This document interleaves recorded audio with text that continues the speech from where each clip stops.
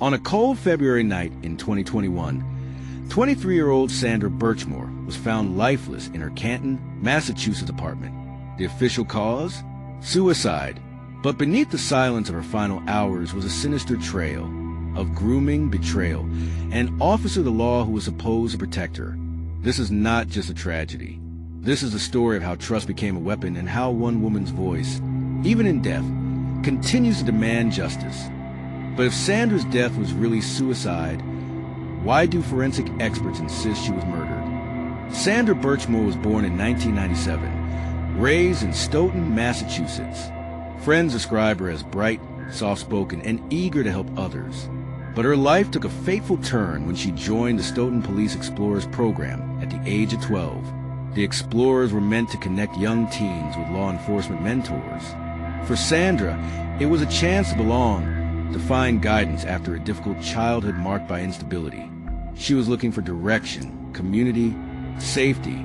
But safety was the last thing she found. Among the officers running the program were twin brothers, Matthew and William Farwell. Both wore uniforms, badges, and carried the authority of the law. To a 12-year-old, they looked like protectors. But to them, Sandra was something else entirely. By age 15, Matthew Farwell began grooming her. He built trust through small gestures, rides home, long conversations, constant texts. What looked like mentorship was, in truth, manipulation. What Sandra didn't know was that this bond would stretch over a decade and end with her death. By the time Sandra turned 18, her mentorship had transformed into a full sexual relationship with Matthew Farwell. He was nearly a decade older, a sworn police officer, and married. Sandra confided in friends that she felt trapped, too entangled to walk away, too loyal to expose him. Grooming works slowly. It convinces victims that the abuser is both protector and destroyer. One chilling text exchange later revealed Matthew's threats. If Sandra told anyone, he could make her life miserable. Farwell wasn't alone. Multiple Stoughton officers were later implicated in misconduct with young women from the Explorers program. This wasn't just one man, it was a culture. By 2020, Sandra was 23 years old. And then her life shifted again. She became pregnant. She believed Matthew Farwell was the father. To Sandra, the pregnancy was a symbol of hope, a chance to break free from the cycle of secrecy.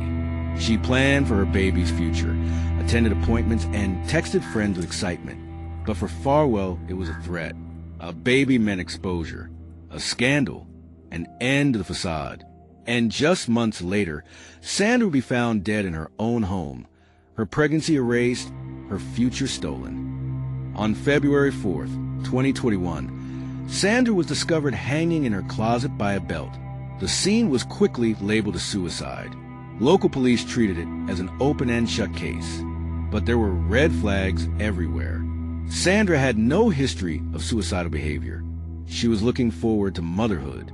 Just days before, she had posted online about baby names, and the physical evidence didn't align. Forensic pathologist Dr. Michael Baden, renowned for reviewing suspicious deaths, concluded Sandra had not died by hanging at all. Instead, he found fractures in her neck consistent with manual strangulation.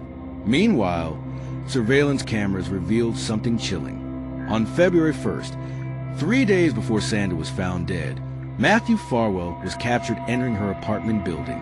He stayed 20 to 30 minutes. When he left, Sandra was never seen alive again. The medical examiner's office stood by their suicide ruling. But federal investigators began to piece together a darker possibility. Was Sandra's death staged to look like suicide? And if so, why was the truth buried for years? Sandra's family never believed the suicide narrative. They pushed for answers, filing complaints and demanding oversight. Their persistence paid off. In August 2024, after years of secrecy, the U.S. Attorney's Office indicted Matthew Farwell for murder. Court filings painted a damning picture. Farwell had groomed Sandra since she was 15, controlled her through fear, and killed her to keep their secret from unraveling. But the story grew stranger. DNA testing revealed Farwell was not the father of Sandra's unborn child. Both had believed he was, but science proved otherwise. Who the father was remains unclear. Despite this, Farwell's motive remained. If Sandra spoke publicly, his career, marriage, and freedom will be destroyed. The indictment also uncovered broader rot in the Stoughton Police Department. Multiple officers were found to have engaged in misconduct with explorer youth. The culture of silence ran deep. Had Sandra's voice been heard sooner? Could her death have been prevented? On August 30th, 2024, federal agents arrested Matthew Farwell. He now faces federal charges of murder, obstruction, and witness tampering. He has pleaded not guilty. If convicted, he faces life imprisonment or potentially the death penalty. For Sandra's family, the arrest was bittersweet. Justice was closer than ever, yet it arrived too late to save her. Civil lawsuits also emerged, accusing the Stoughton Police Department of negligence, cover-ups, and systemic abuse. But as trials loom, one question lingers. Will the system that failed Sandra finally deliver justice or betray her memory again? Today, Sandra Birchmore's story stands as a grim warning of how power can be weaponized. A vulnerable teen, seeking guidance, became prey to the very people sworn to protect her. Her death forced resignations, sparked reforms, and ignited conversations about oversight of youth programs run by law enforcement. But the case is not closed. Farwell awaits trial, and Sandra's family continues to demand accountability. Justice may come in a courtroom, but can it ever heal the trust that was shattered? Sandra's case is not just about one officer, one victim, or one town. It's about trust, the fragile bridge between authority and the people they serve. When that trust is betrayed, the damage ripples outward. It silences victims. It protects predators. And it leaves families grieving in the shadow of institutions that should have defended them. Sandra's story highlights the insidious nature of grooming, how it disguises itself as care, while stripping away independence. Grooming thrives in secrecy. It's why so many victims remain silent. Her story also forces us to confront the imbalance of power.